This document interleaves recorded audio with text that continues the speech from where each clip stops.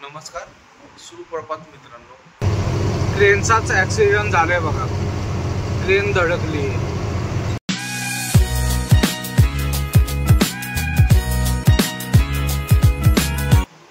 नमस्कार, सुप्रभात मित्रांनो। आजच्या नवीन ब्लॉगमध्ये तुम्हा सर्वांचं स्वागत। सकाळचे 5:45 वाजलेत मित्रांनो। उठलंय, आंघोळ वगैरे करून तयार झालो, निघते आता मँगलोरसाठी। आणि यावेळेस 2 व्हीलर घेऊन जाणार आहे। काल कुंदन शेठची गाडी घेऊन आलतो, म्हणजे सकाळी सकाळी जरा लवकर निघता येतं। आणि एकटाच आहे या ट्रिपला। कुंदन शेठला जरा काम आहेत 2-4, त्याच्यामुळे ते ह्या चक्करला येणार नाही। शक्यतो आज निघून आपण उद्याच खाली करायचा प्रयत्न करायचा। मागच्या वेळेस जसं गेलो होतो कुंदन शेठ असताना तसं, म्हणून लवकर निघायचं ठरवलं। एक साधारण 7:30-8 वाजेपर्यंत आपण शिरवळवरून निघालो केसुर्डीतून, तरी आरामशीर आपण उद्या मँगलोरला पोहोचू शकतो। त्या हिशोबाने मग 2 व्हीलर वगैरे घेऊन आलो होतो। तर निघत मित्रांनो पटकन झालाय, चहा वगैरे घेतो आणि निघतो मित्रांनो लगेच।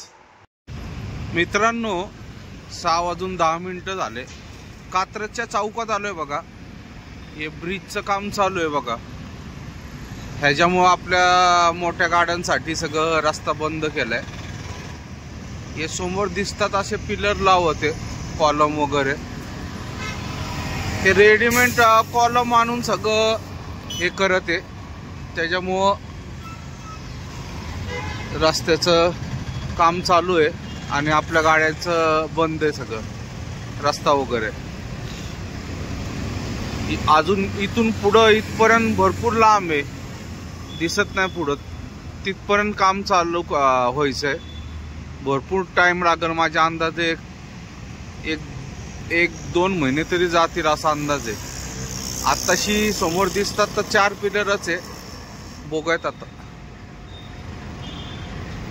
एवढ्या दिवसात 4 पिलर लागलेत। हे पण त्याच्यामुळे बंद केलेत जड वाहनांसाठी।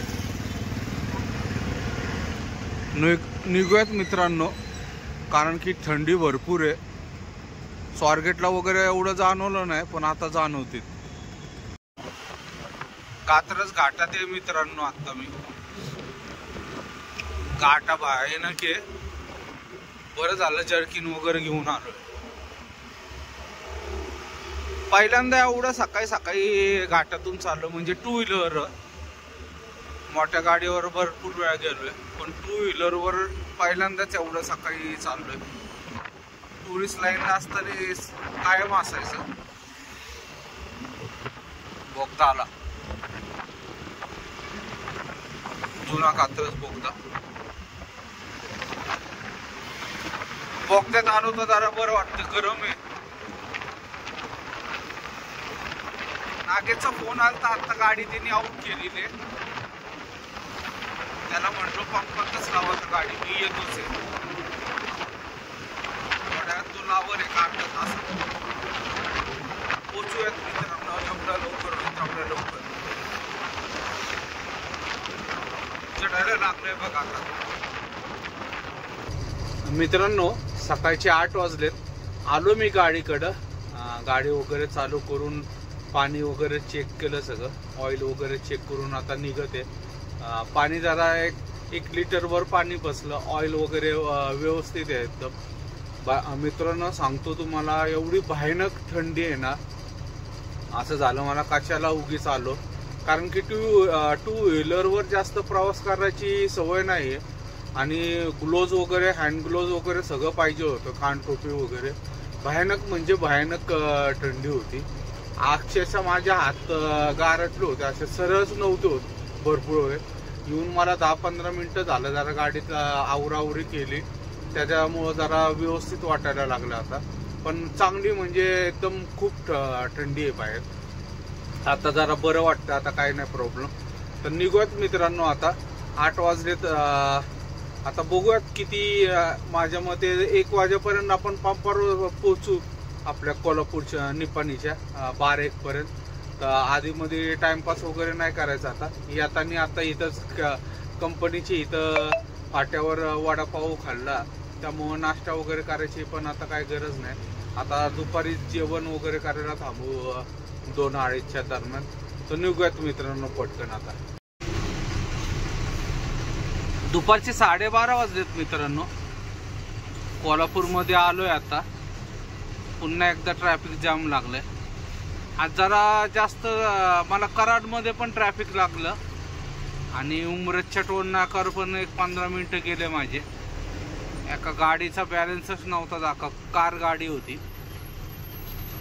त्या गाडीचा बॅलन्स नव्हता दाखवत म्हणून त्यांचा दोघांचा वादविवाद चालला होता, टोल नाकावाल्यांचा आणि त्या गाडीवाल्यांचा. त्याच्यात 15 मिनिटं गेले. अर्धा तासभर मला कराडमध्ये गेला ट्रॅफिकमध्ये. आता कोल्हापूरला परत एकदा ट्रॅफिक लागलंय. आता बघूयात किती वेळ लागतो आणि काय होतं ते. हळूहळू चाललंय पण जास्त वेळ लागणार नाही शक्यतो असा अंदाज आहे. इथे एक ड्रायव्हर्शन आहे त्याच्यामुळंच होतं आणि गावात जायला पण रस्ता आहे तिथं, त्याच्यामुळं बहुतेक होत असेल. बघतायत जास्त लांबपर्यंत नाही एवढं. आता लेफ्ट साईडला वळायचं आहे पुढून, त्याच्यानंतर मग बहुतेक पुढं सुरळीत असेल ट्रॅफिक. बघूयात तिथपर्यंत गेल्याशिवाय काय कळणार नाही.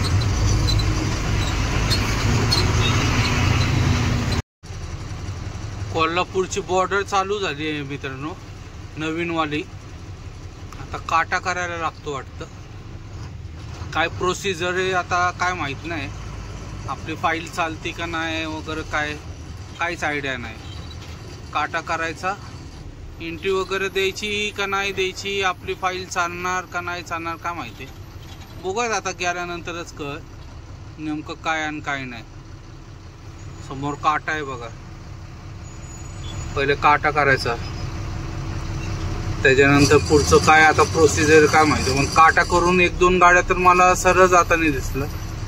काटा चिठ्ठी देतात ते, फास्टॅग वरूनच काट्याचे पैसे काटतात.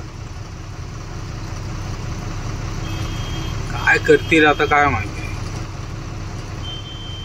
पहिलेच काही खर्च कमी होता, आता काट्याचा खर्च त्याच्यात ऍड झाला.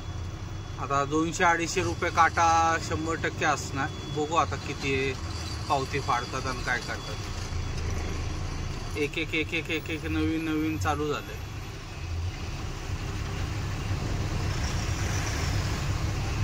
बघूयात मित्रांनो, गेल्यानंतर कळत. मग पुढच्या ब्लॉगमध्ये सांगतो नेमकं काय तिथलं प्रोसिजर आहे, कसं काय करायला लागतं. मित्रांनो दुपारचे 2:30 वाजले. जेवणासाठी थांबलोय आता. निपाणीला आलोय आता. सारा हॉटेलवर थांबलोय जेवणासाठी. कुंदन शेठचं फेवरेट हॉटेल आहे सारा हॉटेल, तिथं थांबलोय. आज जरा वांग सांगितलं भाजीला. बघू जरा वांग खाऊन. मला कारलं खायचं होतं पण नेमकं त्याच्याकडे कारलं नाही आहे, मग त्यामुळं वांग सांगितलं. वांग आणि रोटी.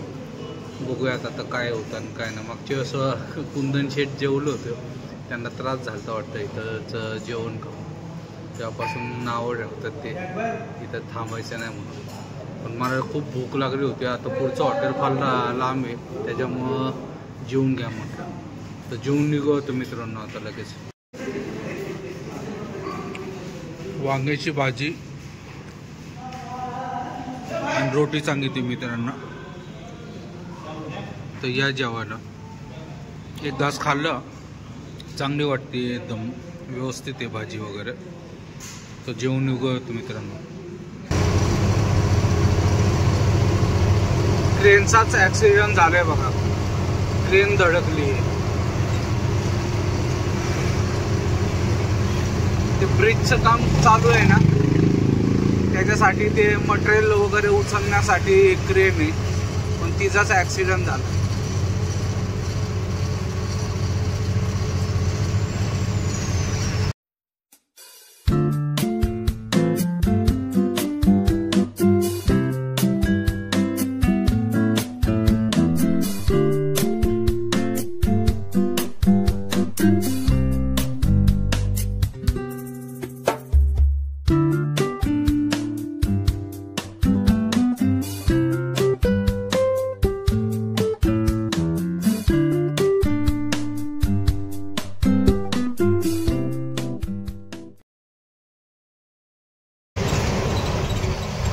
झेंडा खाली उतरवतोय बघा मित्रांनो. 6 वाजायला आले ना, त्याला खाली उतरवतोय.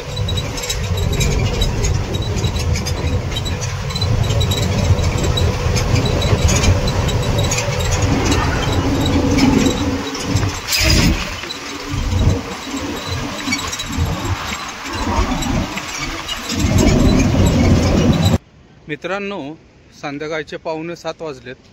आता मुल्ला हॉटेलला आलोय. चहा वगैरे पिलो, जरा फ्रेश झालो. कारण की सकाळपासून निघाल्यापासून जास्त थांबलो नव्हतो कुठं, जेवणा वगैरेसाठी थांबलो. त्याच्यानंतर आत्ता चहा प्यायला ब्रेक घेतला. मध्ये आधी कुठं थांबलोच नाही. गाडी आपली जरा काचा वगैरे पण पुसल्या. काचा वगैरे खूप घाण झालत्या, त्याच्यामुळं काचा वगैरे सगळं पुसून घेतल्या. आता निघूयात. मागच्या वेळेसपेक्षा जरा आपण 4-1 तासांनी पुढे. मागच्या वेळेस 11 वगैरे वाजता मुल्ला हॉटेलला आलो होतो. इथून जेवण करून निघालो होतो मी. कुंदन शेट पहिले जेवले होते उत्तमचे इथं. तर निघूयात मित्रांनो, आरामशी पोचू उद्या, काय काळजी नाही. जर झोप आली तर 2-3 तास झोपून सुद्धा 10-10:30 आपण गोडाऊनला पोचू शकतो. आपल्या ओळखीची एक गाडी गेलेली आहे पुढं, ती रात्री पोचल. त्यांना एकदा रात्री फोन करून विचारू शकतो की किती गाड्या वगैरे आल्यात पुढं, ते सांगतील आपल्याला मित्रांनो. तो निघूया पटकन. आता डायरेक्ट याला पुढचा घाट वगैरे क्रॉस करून जेवायला वगैरे थांबू. त्याच्यानंतर ठरवू मग पुढं कुठं जाऊन झोपायचं, काय करायचं. जर झोप आली तर झोपायचं, नाही तर कंटिन्यू चालत राहायचं. तर निघूयात मित्रांनो पटकन. मित्रांनो, रात्रीचे 11:30 वाजलेत. आलोय आता अंकोला. एक 10 किलोमीटर राहिले हायवेला पोचायला. मी जेवण केलं आत्ता. इथं समोर च्या साईडला हॉटेल आहे, इथं जेवण वगैरे केलं आता. तर निघतो मित्रांनो. अजून तरी काय झोप येत नाहीये, नक्की नाही सांगता येत कुठं झोपल वगैरे. आता तरी काय झोप वगैरे यायचा काय चान्सेस नाहीये. तर मित्रांनो, आजचा हा व्हिडिओ इथं समाप्त करतो. व्हिडिओ आवडला असेल तर लाईक, शेअर आणि सबस्क्राईब नक्की करा. शुभरात्री. जय महाराष्ट्र, जय हिंद.